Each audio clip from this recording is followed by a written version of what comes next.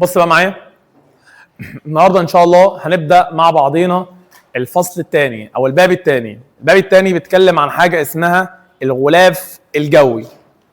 هنعرف يعني ايه غلاف جوي وهنعرف برضو مكوناته زي ما عملنا بالظبط مع الغلاف المائي. لو انت فاكر كده في بدايه المنهج خالص قلنا مع بعضينا ان الارض بتتكون من حوالي 5 اغلفه. قلنا الغلاف المائي والغلاف الجوي والغلاف الصخري، وقلنا مع بعضنا الغلاف اسمه الغلاف الحيوي، وقلنا برضو الغلاف مين؟ الجليدي. ده اتكلمنا عنه. واتكلمنا عن الغلاف المائي وقلنا الغلاف المائي ايه التكوين بتاعه، طيب الميه بتتكون من ايه، طيب ايه هو اللي هيحصل للضغط الاسموزي، طيب لو الاملاح زادت طب الكثافه هيحصل لها ايه، طب الضغط هيحصل له ايه. كل ده اتكلمنا عنه في اول 10 دروس في المنهج اللي هو كان بيتكلم على الغلاف مين؟ على الغلاف المائي. النهارده بقى ان شاء الله هنتكلم مع بعضينا على الغلاف الجوي. اولا يعني ايه غلاف جوي؟ بص معايا، الغلاف الجوي ده هو عباره عن الهواء او طبقه الغاز اللي حوالينا. يعني احنا دلوقتي حوالينا مين؟ حوالينا مثلا اكسجين، نيتروجين، ثاني اكسيد الكربون، حوالينا بعض الغازات الارجون وهكذا. الغازات دي موجوده حوالينا. اهي الغازات دي تعتبر بالنسبه لي هو الغلاف الجوي. يبقى الغلاف الجوي هو عباره عن الغاز اللي حوالينا. طيب يا باشمهندس معلش سؤال، هو مش الهواء والاكسجين وثاني اكسيد الكربون وبخار الميه مش الحاجات دي خفيفه؟ ليه الحاجات دي ما تسيبش الارض وتمشي؟ قال لك والله اصلا مثلا ده الارض دي بيكون حواليها حاجه كده اسمه ايه؟ ده حواليها الغلاف مثلا. الغلاف مين؟ الغلاف الجوي. ايه بقى اللي مخلي الغلاف الجوي ده لسه موجود؟ يعني ليه الغلاف الجوي ده ما يسيبش الارض ويخلع ويمشي؟ قال لك اصل الارض يا باشا عندها حاجه اسمها جاذبيه ايه؟ جاذبيه ارضيه. اهي الجاذبيه الارضيه دي هي اللي مخليه الغلاف الجوي ماسك في الارض. لو الارض ما عندهاش جاذبيه ارضيه هل ساعتها هيكون عندها غلاف جوي؟ لا. يبقى تاني ايه اللي مخلي الغلاف الجوي لسه مع الارض ما سابش الارض ومشي مثلا؟ قال لك بسبب ان في ايه؟ جاذبيه ارضيه. يبقى خلي بالك الغلاف الجوي هو طبقه من الغازات اللي بتحيط بكوكب الارض. طب بتحافظ، مين اللي بيحافظ عليها؟ الجاذبيه مين؟ الارضيه. مثال صغير، احنا عندنا مثلا كوكب اسمه كوكب عطارد. كوكب عطارد ده ما عندهوش جاذبيه ارضيه، فبالتالي لما هو ما عندهوش جاذبيه ارضيه هل عنده غلاف جوي؟ ما عندهوش غلاف جوي. الراجل ده بص ما عندهوش لا هواء ولا اي غاز من الغازات دي. يبقى مثلا كوكب عطارد ده ما عندهوش غلاف او ما عندهوش جاذبيه ارضيه، فبالتالي الراجل ده ما عندهوش مين؟ غلاف جوي. يعني سؤال ممكن اقول لك ايه؟ علل ليه الغلاف الجوي لسه حواليه غلاف جوي؟ سبب وجود مين؟ سبب وجود جاذبيه ارضيه. يبقى لو ما فيش جاذبيه ارضيه هل ساعتها هيكون فيه غلاف جوي؟ لا. طيب طبعا انتوا خدتوا زمان ان مثلا نسبه الاكسجين كام في الميه؟ 21%. النيتروجين كام في الميه؟ 70%. طيب سؤال، هل النسب دي ثابته ولا بتتغير؟ يقول لك النسب دي بتتغير تغير مش ثابت، يعني النسب دي بتتغير. طب ليه النسب دي بتتغير بقى؟ تعالى بقى اقول لك. دلوقتي مثلا في بعض العمليات الحيويه هي اللي بتغيرها لك. ازاي؟ مثال صغير، ركز بس معايا. احنا الاول كنا على سطح الارض، كل البشر على سطح الارض كنا حوالي مثلا مليار واحد. مليار. حاليا المليار دولت كانوا بيطلعوا ثاني اكسيد الكربون. مش انت بتتنفسي؟ تاخدي مين؟ اكسجين وتطلعي مين؟ ثاني اكسيد الكربون. فكان المليار ده كان بيطلع ثاني اكسيد الكربون بنسبه معينه. احنا حاليا دلوقتي 5 مليار. طب لما بقينا 5 مليار هل ثاني اكسيد الكربون اللي بنطلعه هل هو نفس الثاني اكسيد الكربون اللي كانوا بيطلعوا المليار الواحد؟ اكيد لا. يعني كل ما البشر ما هيزيد كل ما ثاني اكسيد الكربون ما يحصل له ايه؟ هيزيد. يبقى هل النسبه ثابته ولا بتتغير؟ تتغير. يبقى اول حاجه قال لك يا باشا زي التنفس. هي مش الكائنات الحيه دي كانت بتستهلك الاكسجين وكانت بتطلع غاز مين؟ طلع غاز اسمه غاز ثاني اكسيد الكربون. تاني حاجه مثال صغير، مثلا مصر في الاول كانت زرع حوالي 1,000,000 فدان، حاليا مثلا زرع 3 مليون فدان. احنا اتفقنا مع بعضنا ان النباتات دي بتطلع غاز مين؟ الاكسجين من عمليه اسمها عمليه البناء. طيب هل الاكسجين اللي بيطلع من 1,000,000 فدان زي 3 مليون فدان؟ اكيد لا. يبقى برضه نتيجه عمليه البناء الضوئي نسبه الاكسجين وثاني اكسيد الكربون بتغير ولا ما بتغيروش؟ بتغير. يبقى تاني حاجه برضه من العمليات الحيويه قال لك البناء الضوئي. ليه يا باشا البناء الضوئي؟ ما هو النباتات بتمتص ثاني اكسيد وبتطلع لنا غاز اسمه غاز مين؟ وبتطلع لنا غاز اسمه غاز الاكسجين. قال لك في بقى بعض الحاجات كده اسمها الظواهر الجيولوجيه. ايه الظواهر الجيولوجيه دي؟ دلوقتي لو انت عندك بركان، البركان ده حصل له حاجه اسمها اثاره. البركان ده فار. طيب البركان ده لما بيفور او لما بيحصل له حاجه كده اسمها اثاره، ساعتها البركان ده بيطلع بعض الغازات. الغازات دي اسمها غازات النيتروجين. يعني مثلا يروح مطلع لك ايه؟ NO3 NO2. الغازات دي فيها ايه؟ مش فيها نيتروجين؟ فهو كده عمل لي ايه لنسبه النيتروجين؟ زود لي نسبه النيتروجين. فقال لك في بعض الظواهر الجيولوجيه زي مين؟ زي الثورات البركانيه. الثورات البركانيه دي بتطلع لك غازات زي مين؟ زي غاز النيتروجين، زي غاز مثلا الاكسجين وهكذا. يبقى العمليات الحيويه دي بتتغير بسبب ايه؟ او يقول لك ان الغلاف ديناميكي، النسب دي نسب مش ثابته. ليه مش ثابته؟ قال لك والله يا اسطى في بعض العمليات الحيويه، بعض العمليات الحيويه زي مين؟ زي تنفس، عمليه البناء الضوئي. في بعض العمليات اسمها عمليات مين؟ او الظواهر الجيولوجيه، زي مثلا مين؟ الثورات بتاعت مين؟ البركان. لما البركان بيثور بيطلع بعض الغازات زي غاز النيتروجين مثلا. فهل النسب دي ثابته ولا بتتغير؟ بتتغير. طيب ايه هي اهميه الغلاف الجوي؟ قال لك اول اهميه للغلاف الجوي يعمل كغطاء عازل. لا ركز بقى معايا. دلوقتي دي الارض دي حواليها غلاف جوي. الغلاف الجوي ده عامل زي القبعه، عامل زي الشمسيه اللي بتحمي الارض. طيب بتحميها من ايه؟ اول حاجه بتحميها من الاشعه الضاره بتاعت الشمس. ايه ده؟ هي الشمس بتيجي منها اشعه ضاره؟ طبعا. ايه هي الاشعه الضاره اللي هناك؟ تعالي ورا. ايه هي الاشعه الضاره بتاعت الشمس؟ اول حاجه يا معالي الباشا، هي مش الشمس دي بتطلع اشعه فوق بنفسجيه؟ وانا قلت لك الاشعه فوق بنفسجيه دي اشعه مالها؟ اشعه ضاره. دي اول حاجه. يبقى اول حاجه بتحمي الارض من معظم الاشعه الضاره اللي هي جايه من الارض. دي اول حاجه.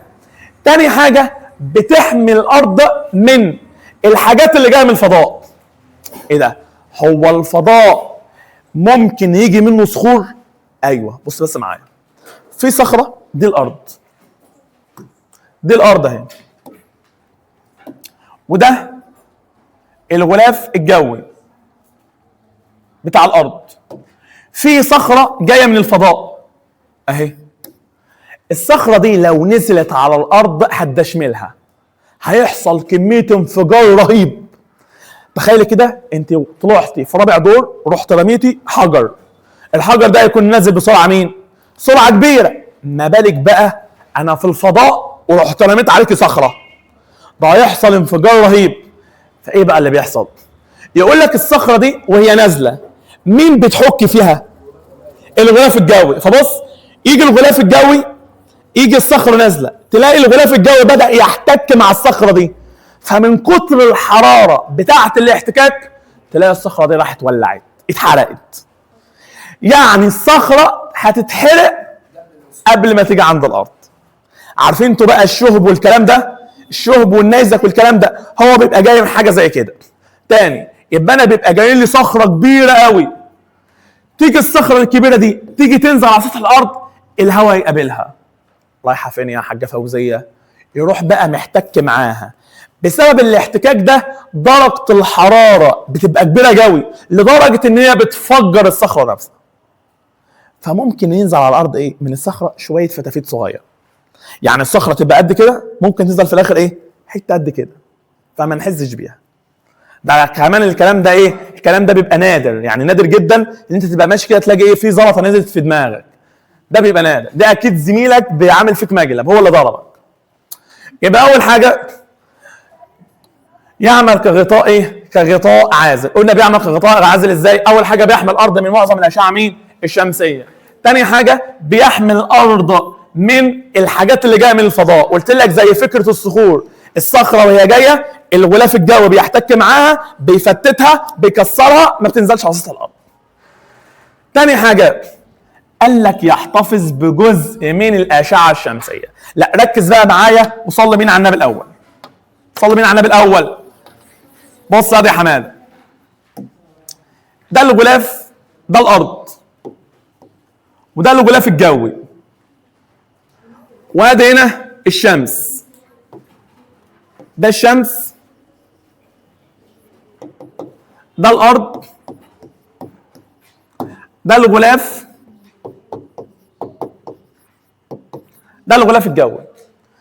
اشعه الشمس بتسقط على الارض اهو. لما اشعه الشمس بتسقط على الارض، الارض بتعكسها. يعني مثلا سقط على الارض 100 شعاع، مثال 100 شعاع، الارض تعمل ايه؟ تعكس كم من ال 100 شعاع؟ تعكس 80 وتحتفظ بكام؟ ب20. ليه بتحتفظ بال20 دولت؟ قال لك يا تحتفظ بال20 دولت علشان بالليل ما فيش شمس. طب بالليل ما فيش شمس، فال20 دولت يدفوا الجو شويه. ما بص، الصبح فيه شمس ففي حراره، فدرجه الحراره هنفترض مثلا دلوقتي درجه الحراره 30. بالليل ما فيش شمس، بس احنا شايلين كام؟ شايلين 20 من بالليل او شايلين 20 من الصبح.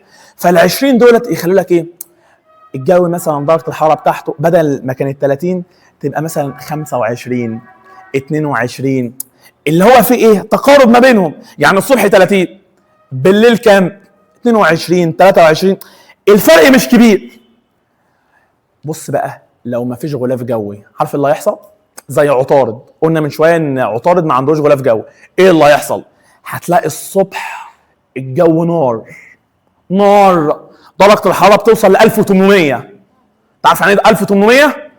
يعني انت هتكون سايح، انت بتغلي، الميه بتغلي عند 100، بقول لك 1800. بالليل الجو، الصبح الجو نار، بالليل هتلاقي الجو تلج. يعني هتلاقي بالليل درجه الحراره بالليل كام؟ 200 تحت الصفر، 300 تحت الصفر. فالجو ما بقاش منتظم، الصبح الجو نار، بالليل الجو تلج. اما بقى بسبب الغلاف الجوي ايه اللي حصل؟ الغلاف الجوي خلى الارض تحتفظ بشويه حراره الصبح. تحتفظهم منين؟ لبالليل. ليه؟ بدل ما تبقى درجه الحراره بالليل تبقى سالب 20 تحت الصفر ونموت كلنا من البرد، لا تلاقيها مثلا ايه 20 22، يبقى تلاقي الصبح 30 تلاقي بالليل كام 22. يبقى الغلاف الجوي خلى درجات الحراره متفاوته ولا متقاربه؟ لا متقاربه، قريبين من بعض. ماشي. يبقى تاني حاجه قال لك يحتفظ بجزء من الاشعه الشمس. ليه بقى؟ قال لك ده بيساعد في الحفاظ على درجه حراره الشمس، وهيخلي درجه الحراره بتاعت الشمس هتكون ايه؟ هتكون تقريبا معتدله. ماشي. تاني حاجه بقى قال لك بيساهم بشكل اساسي في دوره المياه. ازاي بقى؟ اول حصه في المنهج قلنا ايه؟ قلنا عندنا حاجه اسمها دوره المياه او الدوره الهيدرولوجيه. عمك الشمس، في هنا ميه، الشمس متسلطه على الميه، فالميه بتتبخر. هتتبخر فين؟ في الهواء، في الغلاف الجوي. طب لما تتبخر هتتكثف، هتتكثف فين؟ في الغلاف الجوي. طب هتكون سحب فين؟ في الغلاف الجوي. كل ده بيحصل فين؟ في الغلاف الجوي. يبقى دورة المياه معظمها بيحصل فين؟ في الغلاف الجوي. يعني الغلاف الجوي ده بيساهم في دورة المياه ولا لا؟ قال لك والله بيساهم في دورة المياه. يبقى ثالث حاجة بيساهم في دورة المياه من عن طريق عملية التبخر والتكثف والهطول. طبعا الهطول ده يعني ايه؟ سقوط مين؟ الامطار، مما يسمح بتوزيع الميه العذبه. مش قلت لك لو الدنيا مطرت، هل لما الدنيا بتمطر هل بتمطر على الميه بس ولا بتمطر على الميه وعلى الارض برضه؟ والارض برضه. يعني مثلا الدنيا مطرت تلاقيها مطرت على نهر النيل، مطرت على التربه. فاكرين انتوا لما قلت لك الميه بتسقط على التربه فبتكون لي حاجه اسمها ميه مين؟ جوفيه، نتيجه ترسيب مين؟ او نتيجه تسرب المياه خلال مسام مين؟ خلال مسام التربه. يا عم ماشي. طيب الغلاف بقى الجوي ده بيتكون من ايه يا حماده؟ بيتكون من شويه غازات كتيره، بس مين الريس اللي فيهم؟ اتنين كبار، في حتتين كبار في الغلاف الجوي. مين هما؟ الاكسجين والنيتروجين. النيتروجين كام في المية؟ النيتروجين 78%. الاكسجين كام في المية؟ 21%. يعني انت عارف الغازين مع بعض كام في المية؟ 99%. يعني الاكسجين والنيتروجين كلهم على بعضهم 99%. يعني باقي الغازات كلها على بعضها كام في المية؟ 1%. عشان كده معظم الغلاف الجوي بيتكون من ايه ومنين؟ من الاكسجين ومين؟ والنيتروجين. طب تعالى نبدا يلا مع بعضينا بغاز النيتروجين. البيج بوس اللي فيهم النيتروجين ده يا باشا 78%. طب النيتروجين ده بيجي منين؟ قال لك اول حاجه النيتروجين ده بيدخل الغلاف الجوي عن طريق مين؟ قال لك عن طريق تحلل النباتات والحيوانات. في نبات مات يطلع نيتروجين، في حيوان مات يطلع نيتروجين، في انسان مات يطلع نيتروجين. تاني حاجه النيتروجين ده بيطلع من ثوران البركان. فاكرين انتوا من شويه صغيرين لما قلت لك لما البركان بيثور بيطلع بعض الغازات الضاره زي الان او 3 والكلام ده والان او 2؟ في ان اهو، في ان في الموضوع ولا لا؟ يبقى النيتروجين ده بيجي من حاجتين. اول حاجه تحلل الكائنات مين؟ الحيه الميته زي النباتات زي الحيوان زي الانسان.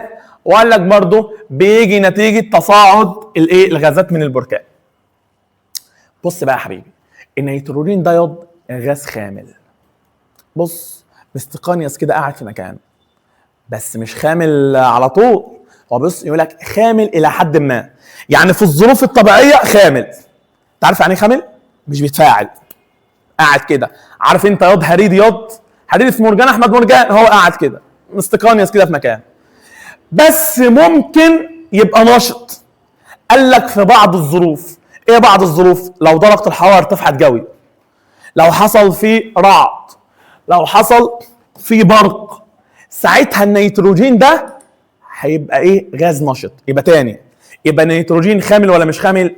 خامل. خامل في الظروف العاديه هو خامل، بس ممكن ما يبقاش خامل لو درجه الحراره كانت عاليه، لو كان في برق، ساعتها هيبقى مش خامل، ساعتها هيتفاعل عادي. اقول لكم على حاجه، انت تروح تشتري كيس شيبسي ب 10 جنيه، تلاقي الكيس ايه؟ فيه بطاطستين والباقي كله فاضي، بس تلاقي ايه؟ تلاقي الكيس مليان هواء. ايه الهواء ده بقى؟ بيبيعوا لك الهواء ياض. ايه الهواء ده؟ ده ما بيكونش هواء، ده بيكون نيتروجين. طيب ليه بينفخوا الكيس ده بالنيتروجين؟ علشان النيتروجين خامل، يفضل الشيبسي يفضل زي ما هو ما يبص. بس خلي بالك بقى، بيبقى مكتوب كده على العلبه تحفظ في مكان بارد، او تحفظ في مكان درجه حرارته مثلا 20 مثلا. ليه؟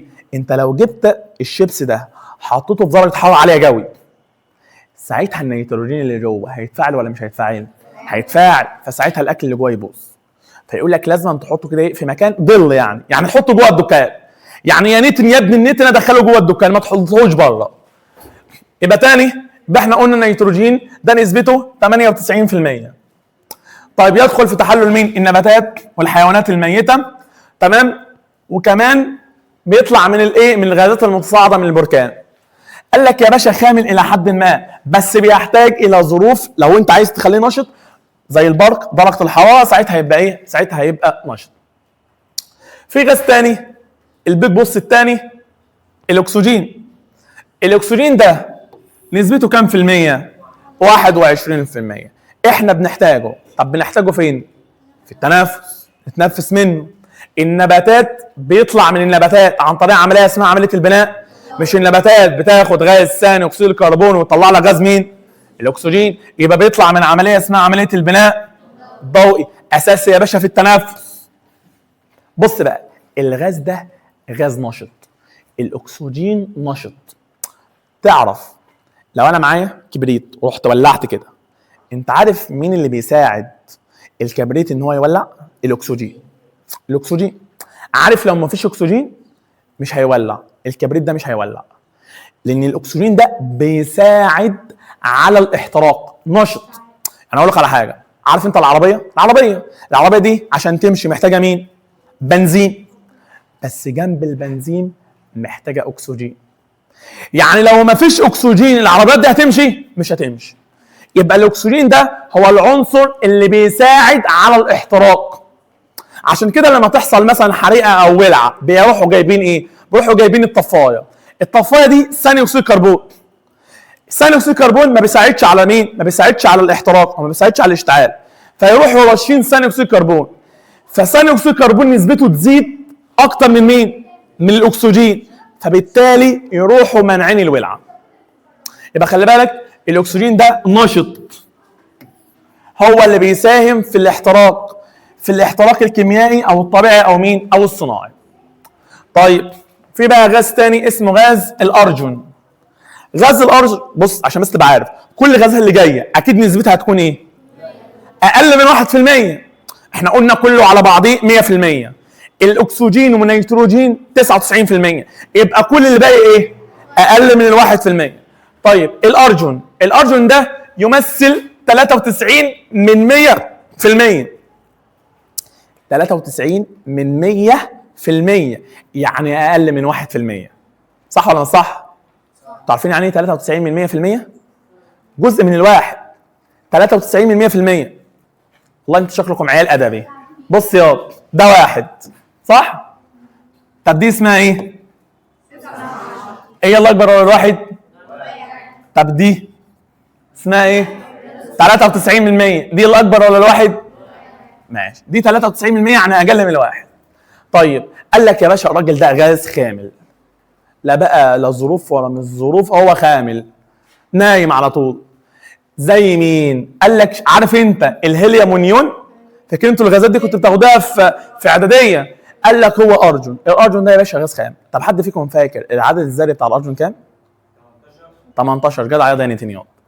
طيب ده بالنسبه لمين؟ الارجون. تعالى طيب ندخل على ثاني اكسيد الكربون. ثاني اكسيد الكربون يمثل 4 من 100%. برضه اقل من كام؟ اقل من كام يا حاجه فوزيه؟ اقل من 1%. ماشي. قال لك بص تتفاوت نسبته من مكان لاخر. يعني دلوقتي انا عايش مثلا في الريف دي فيها زراعه وبتاع، هل هيبقى فيه ثاني اكسيد الكربون كتير؟ لا. طب مثلا احنا عايشين مثلا في منطقه مليانه مصانع، ساعتها هتبقى نسبه ثاني اكسيد الكربون هتكون مين؟ كبيره. فقال لك بص نسبتهم متفاوته على حسب مكانك فين بالظبط. ماشي. بص بقى الحته اللي جايه دي، قال لك يعتبر من ضمن الغازات الدفيئه. في غازات اسمها غازات دفيئه. ايه الغازات الدفيئه دي؟ هتعرفها معانا. من ضمنهم الاكسجين. يعني الاكسجين ده يعتبر من ضمن الغازات مين؟ الدفيئه. طب الغازات الدفيئه دي بتعمل ايه؟ قال لك الغازات الدفيئه بتكون لي حاجه كده اسمها ظاهره الاحتباس الحراري. في ظاهره اسمها ظاهره الاحتباس. تعالى بس افهمك ايه الظاهره دي. صلي بينا على النبي الاول. بص يا ابني، احنا اتفقنا دي الارض وده الغلاف، تمام؟ وده الشمس. وقلنا الشمس بتطلع اشعه. قلت لك ان الارض بتمتص كام؟ حوالي 80. مثلا لو جايين لها 100 بتمتص حوالي كام؟ 80. وتطلع كام؟ او ثواني، تمتص 20 وتطلع كام؟ يعني هي بتعكس مثلا 80 وبتحتفظ بكام؟ ب20. قلت لك ليه بتحتفظ ب20؟ علشان تحافظ على درجه الحراره بالليل. ايه بقى اللي بيحصل؟ لما الغازات الدافئه دي بتزيد بتخلي الارض تحتفظ باشعه الشمس زياده عن اللزوم. الطبيعي ان هي تحتفظ ب 20 وتطلع كام؟ 80. الغازات الدافئه تعمل ايه؟ تخليها تحتفظ ب 40 وتطلع 60. يبقى كده درجه الحراره بتاعت الارض زادت ولا قلت؟ زادت. تاني، الطبيعي ان هي كانت بتحتفظ بكام؟ بقت بتحتفظ ب 40. فيقول لك الارض احتفظت بالحراره زياده عن اللزوم.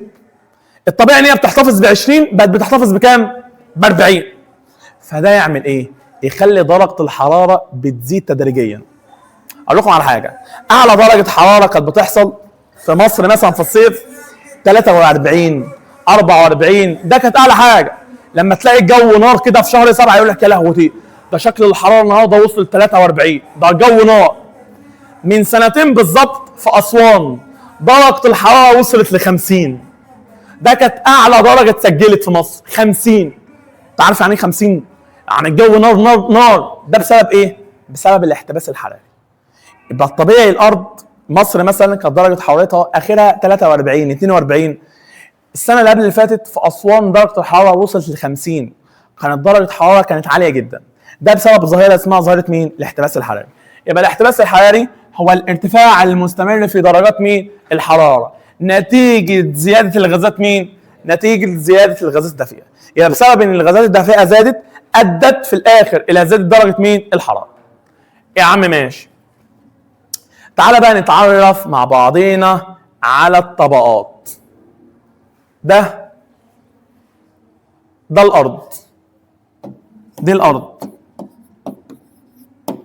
الارض دي فوقها الهواء. هم بقى قسموا الهواء لشويه طبقات. اول طبقه واقرب طبقه اسمها طبقه التروبوسفير. التروبوسفير. تاني طبقه اسمها ستراتوسفير. تالت طبقه اسمها الميزوسفير.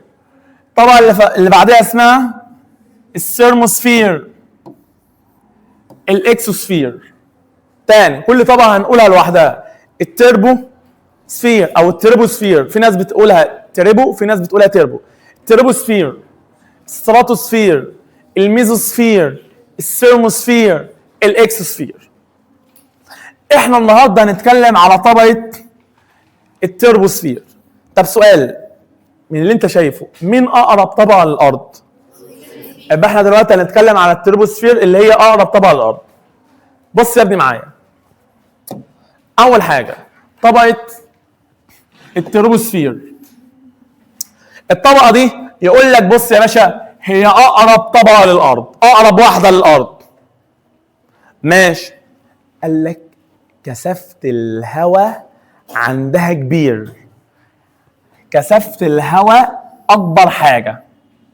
يعني ايه كثافه الهواء اكبر حاجه؟ صلي بينا على النبي الاول. بص يا دي حماد، ده الارض، ده جزيئات الهواء. بص هتلاقي كده تحت عند السطح جزيئات الهواء قريبه قوي قوي من بعض. كل ما بطلع لفوق كل ما المسافه ما بين كل جزيء وجزيء بتزيد ولا بتقل؟ بتزيد. تاني هتلاقي الهواء تحت قريب قوي من بعض، فالكثافه تحت كبيره ولا صغيره؟ الكثافه تحت كبيره. كل ما بطلع لفوق كل ما المسافه ما بين كل جزيء وجزيء بتقل ولا بتزيد؟ المسافه ما بين كل جزيء وجزيء بتزيد، فالكثافه بيحصل لها ايه؟ بتقل. يعني الخلاصه كل ما بطلع لفوق كل ما الكثافه بتاعت الهواء بيحصل لها ايه؟ بتقل. يبقى اكتر حته عندها كثافه هواء هي طبقه التروبوسفير، لان التروبوسفير دي هي اقرب طبقه لمين؟ للارض. هتعرف دلوقتي. طيب الاهميه بقى، بص بقى معايا ايه هي اهميه طبقه التروبوسفير؟ قال لك التروبوسفير دي بيحصل فيها كل الظواهر الجويه. يعني ايه؟ فيها الامطار، فيها الرياح، فيها السحب، فيها التبخر، فيها التكثف، فيها كل حاجه لها علاقه بالجو. يبقى التروبوسفير دي بيحدث بقى بعض الظواهر الجيولوجيه زي مين؟ الطقس، المناخ، السحب، الامطار، حركه الرياح، وهكذا. يبقى كل ده بيحصل في طبقه مين؟ التروبوسفير. طب ارتفاعها كام؟ ارتفاع الطبقه دي كام؟ قال لك ارتفاع الطبقه دي 10 كيلو متر. انت عارف يعني ايه 10 كيلو متر؟ يعني حوالي 10,000 متر فوق الارض. 10,000 متر من سطح الارض لحد فوق. دي سمك طبقه التروبوسفير. طيب درجه الحراره بقى، صلي بينا على النبي الاول بقى. درجه الحراره يقول لك كل ما بطلع لفوق، كل ما بطلع لفوق 1 كيلو متر درجه الحراره بتقل 6.5. تاني، كل ما بطلع لفوق 1 كيلو متر درجه الحراره بتقل كام؟ 6.5 درجه. يعني بص معايا، بص معايا هنا، نسمع طاب الاذان وبعدين نكمل مع بعضين. فنقول ال 15 دي اطرح منها 6.5، يطلع معاك بكام؟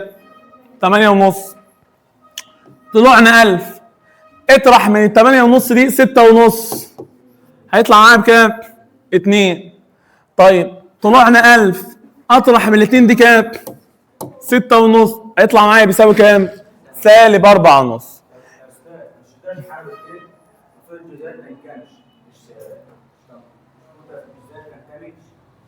ده الكلام ده بيحصل في الميه. الكلام ده يحصل في الميه. ايه ده؟ بس الحته دي هفهمها لك، لان في حته كده اسمها الضغط، هقول لك بس عليها. يبقى تاني ركز تاني معايا، كل ما بطلع لفوق كل ما درجه الحراره ما بيحصل لها ايه؟ ما بتقل. يبقى 15 ناقص 6.5 8.5، 8.5 ناقص 6.5 2، 2 ناقص 6.5 يبقى كام؟ سالب كام؟ سالب 4 وكام؟ سالب 4.5. طيب بص بقى معايا في القانون ده. بص يا ابني معايا، ركز معايا عشان القانون ده ايه؟ مش موجود.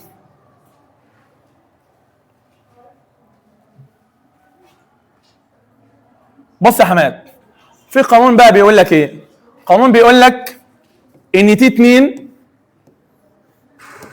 بيساوي تي 1 ناقص دلتا اتش في 6.5. اتمنى تكتبه عندك.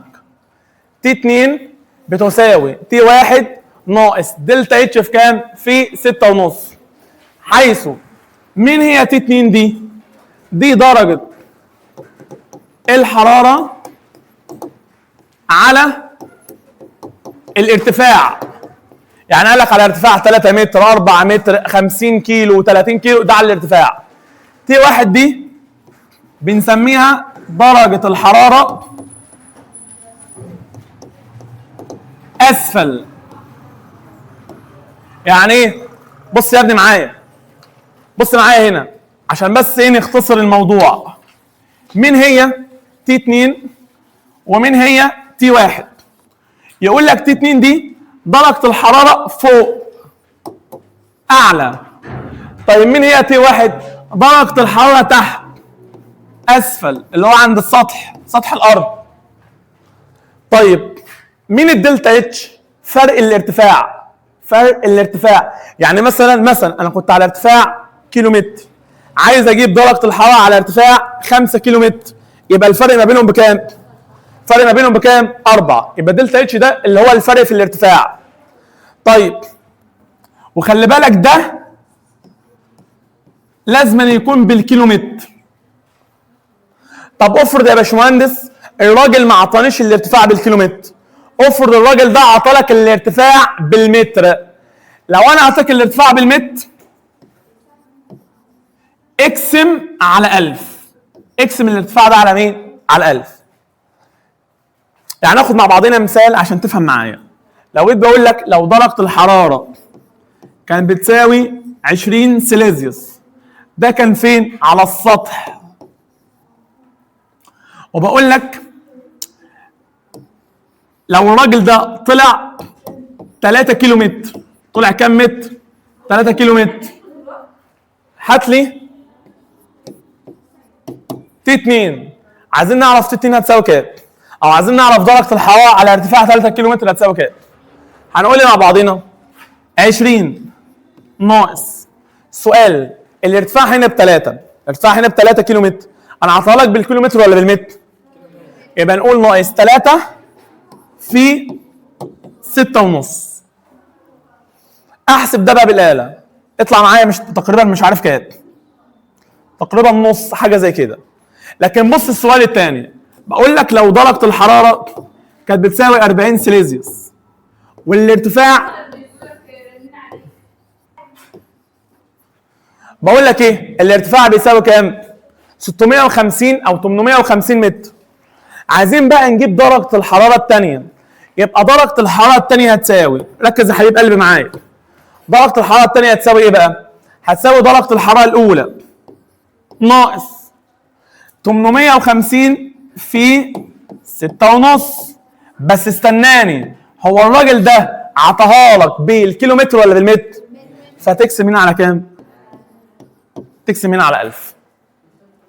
تحسب ده تطلع منها درجه الحراره. يبقى لو انا عطيتها لك هنا يطلع معايا بنص سليزيوس. يبقى لو انا عطيتها لك بالكيلومتر اهو دلتا اتش في 6.5 على طول. لكن لو انا بقى رحت عطيتها لك بالمتر، ساعتها لازم تقسم على كام؟ ساعتها لازم تقسم على 1000. اقول لك يعني ايه بقى فوق وتحت؟ يعني بص معايا، لو ده مثلا ده الجبل اهو، ده الجبل ده اسمه السطح اللي هو اسفل تحت. طب لو انا عايز اجيب درجه الحراره هنا، دي هنسميها فين؟ اعلى فوق. فهنا درجه الحراره فوق، اما هنا درجه الحراره فين؟ تحت. عرفتوا يعني ايه اعلى واسفل؟ يعني ايه فوق واسفل؟ اسفل ده اللي هو تحت، فوق ده اللي هو بقى على ارتفاع بقى معين زي ما يقول لك. حد عنده اي مشكله؟ طيب يا باشمهندس معلش انا راجل ادبي، عايزك تقول لي لو طلب مني درجه الحراره اسفل هنجيبها ازاي؟ يقول لك درجه الحراره تحت او اسفل هتساوي ايه؟ اللي هي تي 1 هتساوي مين؟ قال لك هتساوي تي 2 زائد دلتا اتش في مين؟ في 6.5. يعني اكني وديت سالب دلتا اتش دي هناك فين؟ اكني وديتها هناك فين؟ بعكس مين؟ بعكس الاشاره. اكني وديتها هناك بعكس الاشاره، فهي تبقى هنا بالنسبه لي تبقى مين؟ تبقى زائد. ماشي يا عم؟ ماشي يا باشا. نرجع يلا لموضوعنا تاني. الارتفاع يا حبيبي، الجبل يا حبيبي، انا مثلا بقول لك ده جبل اهو، ده اسمه الدلتا اتش، ده اللي هو الارتفاع اللي هنا، هو ده الارتفاع. يعني مثلا اقول لك ايه، انت على سطح الارض مثلا درجه الحراره على سطح الارض مثلا النهارده 22، بقول لك طب لو انت طلعت 5 دور طلعت فوق الجبل، هل درجه الحراره فوق هتبقى زي تحت؟ مش احنا قلنا كل ما بطلع 1000 كيلو متر درجه الحراره بتقل 6.5؟ ماشي. بص معايا، نرجع يلا لموضوعنا تاني. سؤال بقى يا باشمهندس، عايز اسال سؤال، هو انا ليه كل ما بطلع لفوق كل ما درجه الحراره بتقل؟ ايه السبب؟ بص يا حبيب قلبي، تخيل كده معايا، عندنا مثلا ده الارض اهو، ده الارض، وادي هنا الارض برضه، ماشي؟ وده كان نهايه السطح، ده النهايه فوق، وكان في واحد كان واقف هنا، هيبقى ده الارتفاع بتاعه ولا لا؟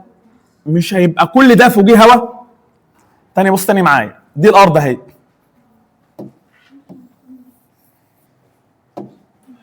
ده اخر الهواء، الراجل ده واقف هنا، هيبقى ده كله فوقيه، يعني الهواء اللي فوقيه ده كله هيضغط عليه ولا مش هيضغط عليه؟ هيضغط عليه. طب افرض واحد كان واقف هنا، كان واقف فوق جبل، ساعتها هيبقى فين الهواء اللي فوقيه؟ ده بس. فالسؤال بقى، تخيل كده ده الهواء، ده نهايه الهواء، في واحد واقف هنا، يبقى كل ده بيضغط عليه. طب لو واحد واقف هنا، دول بس اللي بيضغطوا عليه. يعني السؤال، كل ما بطلع لفوق كل ما الضغط ما بيزيد ولا بيقل؟ كل ما الضغط ما بيقل. تاني، كل ما برتفع لاعلى كل ما الضغط ما بيحصل له ايه؟ كل ما الضغط ما بيقل. طب استنى بقى، فيقول لك ايه بقى ياض؟ معنى كده ان على سطح الارض الضغط كبير ولا قليل؟ الضغط كبير، فهتلاقي الكثافه بتاعت الهواء كبيره، تلاقي الجزيئات قريبه من بعض. بص تاني، على سطح الارض الضغط كبير، ضغط الهواء كبير، فتلاقي الجزيئات قريبه من بعض. طب كل ما بطلع لفوق كل ما الضغط ما بيحصل له ايه؟ بيقل، فتلاقي الكثافه ما بين الجزيئات كبيره ولا صغيره؟ صغيره. عشان كده احنا قلنا من شويه صغيرين اعلى كثافه للهواء فين؟ تحت. ليه اعلى كثافه للهواء لتحت؟ عشان اكبر ضغط فين؟ تحت، فاكبر ضغط تحت فبالتالي اكبر كثافه تحت. طيب كل ما بطلع لفوق احنا اتفقنا كل ما الضغط ما بيحصل له ايه؟ بيقل. فلما الضغط يقل طاقه الحركه بتاعت الجزيئات بتقل. فلما طاقه الحركه بتاعت الجزيئات تقل درجه الحراره يحصل لها ايه؟ تقل.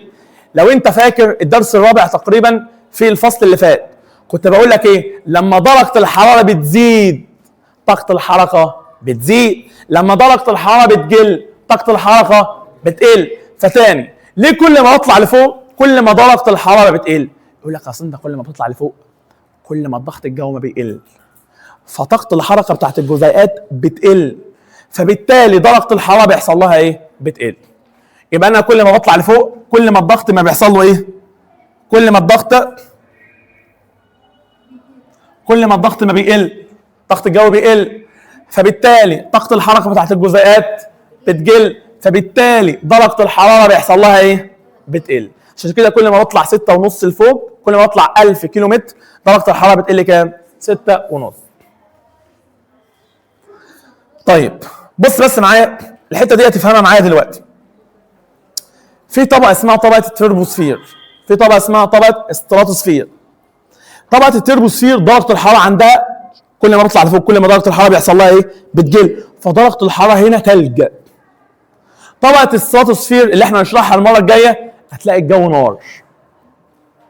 ففي منطقه بتفصل ما بينهم. تاني طبقه التربوسفير اللي احنا شرحناها النهارده الجو فوق بيبقى ثلج. طبقه الستراتوسفير الجو فوق بيبقى نار. ففي منطقه بقى بتفصل منهم اسمها منطقه مين؟ التروبوبوز او التربوبوز. الطبقه دي بتعمل ايه؟ قال لك بتفصل ما بين الهواء الدافئ والهواء مين؟ البارد، بتفصل ما بينهم. طب دي على ارتفاع كم متر؟ لا مش ده قريبه من الشمس. مش انا كل ما اطلع لفوق كل ما اقرب من الشمس؟